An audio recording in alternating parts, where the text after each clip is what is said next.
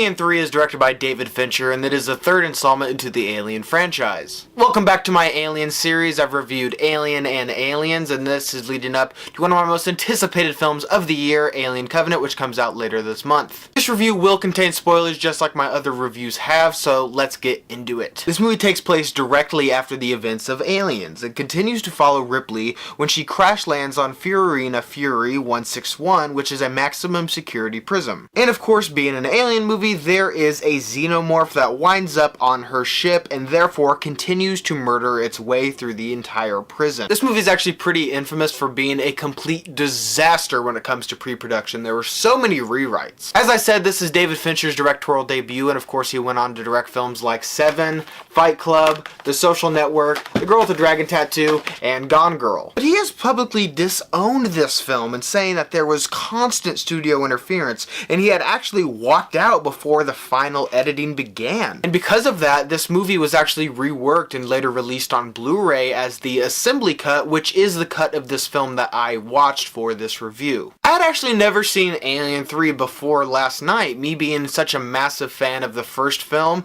and liking Aliens, I had always been told just to skip it and just only see the Alien series as Alien and Alien, so I never really bothered watching this movie. And me seeing this for the first time, I honestly believe that this film isn't that bad, and I think it gets way too much hate. Like, yeah, directly comparing it to Alien or Aliens, I can see how people could be extremely disappointed with this film, but it's not that bad. Something that I did actually appreciate about this movie is it goes back to its roots in being an actual horror film, which is the genre that I prefer my Alien movies to be in, and I hope that Alien Covenant does that as well. This movie's similar to Alien in that you're in a confined location with a set number of characters and you have one xenomorph terrorizing a group of people. Something that I personally enjoyed with this film is I think that David Fincher shows incredibly well, and he actually does it a little bit better than the other directors did, but they show how brutal the xenomorph is in this movie. This film is crazy violent. For example, there's a scene where these prisoners are attempting to rape Ripley, but then Dylan's character comes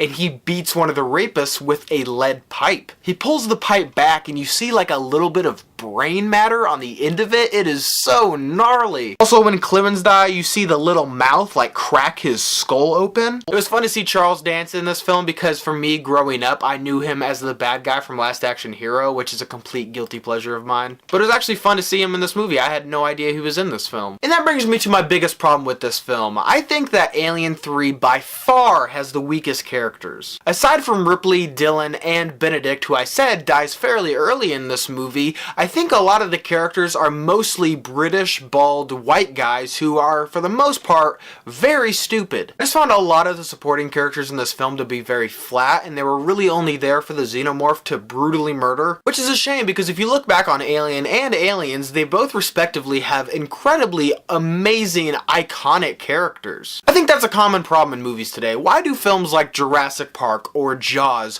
why are those movies so memorable? I think those reasons why those movies were so successful along with the Alien series is you have these characters that you genuinely care about. Like, why do you think that Quint is so memorable and Dr. Ian Malcolm is so memorable and Bishop? It's because you genuinely like these characters. In this film, I didn't really feel any sort of connection with those characters, and that actually includes Ripley. Of course, I do care about her because of Alien and Aliens, but I feel like she was fairly weak in this movie. When she learns that Hicks, Bishop, and Newt die, she doesn't really feel that unfazed by it to me. I feel like she was sad for a little bit, but then immediately went to have sex with Benedict and didn't really seem to give them a second thought. Well, speaking of which, I know a lot of people were upset that Newt, Bishop, and Hicks die at the beginning of this film.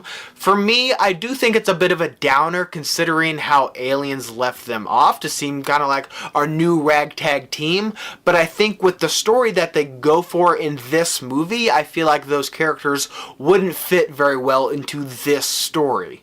Not saying that they couldn't rewrite this story to maybe accommodate for those characters, but I feel like with the story that we were given, I feel like having those characters wouldn't really fit very well. I feel like Dylan was the best realized character, even though he does have some odd moments. Like, for example, he tells Ripley that she needs to step up because she's the most experienced with these xenomorphs, but when he says that and she actually does step up and starts giving out orders, he second guesses her and is pretty much like, why should we listen to you? It's just very odd that he would say, hey, you should do something, and when she does do something, he criticizes her for it. It just felt like a very contrived conflict that wasn't really there to begin with. And something else that got drastically worse with Alien 3 is its Oscar-nominated visual effects. They are inexcusably terrible in this film. But they're not just horrible by today's standards. If you look at films that came before this movie, like Total Recall or Terminator 2, they pale in comparison to how revolutionary those films were. But even if you compare the special effects to like Aliens, which came before, they don't look half as good. I think they rely way too much on CGI in this film. If you actually look